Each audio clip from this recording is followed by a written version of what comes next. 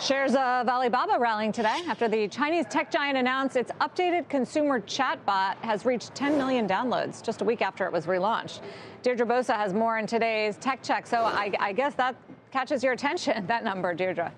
It does. It's a pretty explosive uptake, and that's, of course, its new Qwen chatbot. It's also a proof point for Alibaba, much like Gemini 3 was for Google last week. Not just a good product launch, but evidence the company has something that its rivals don't, and that is a full stack or end-to-end system. You're going to be hearing a lot more about that advantage in the weeks and months to come. Now, Alibaba may still be best known here in the U.S. as China's Amazon, but its reach is a lot broader. It controls the hardware, cloud models, and the consumer apps that touch hundreds of millions of people every day, the same advantage that powered Google's comeback. And while Google may be further along on the silicon front with its TPUs, Alibaba is developing a new AI chip to help fill the NVIDIA void in China. It's a more versatile inference processor built by a Chinese foundry and designed to stand in for the restricted NVIDIA chips.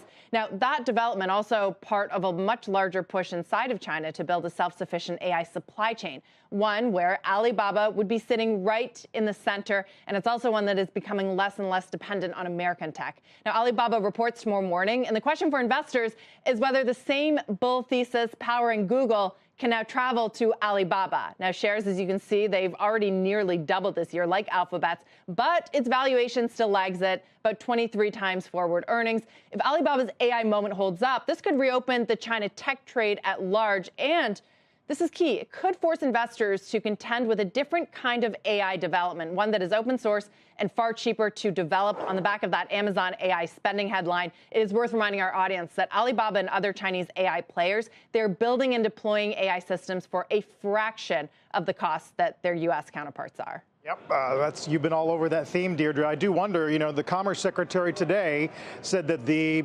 idea of letting NVIDIA export to China was on the president's desk, but where does this development lead us on that front? Is it too late?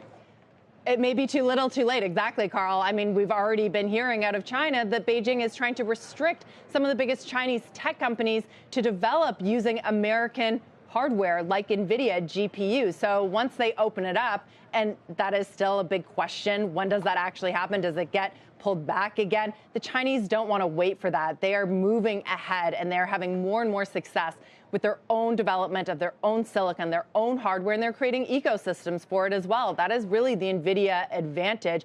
And by the way, I know you guys know this, but there's potential for the Chinese to export their own hardware, not to America, but to other countries around the world. And again, that threat that we keep coming back to, what are AI systems globally going to be built on? Are they going to be built on the U.S. stack or the Chinese stack? That is a really key question.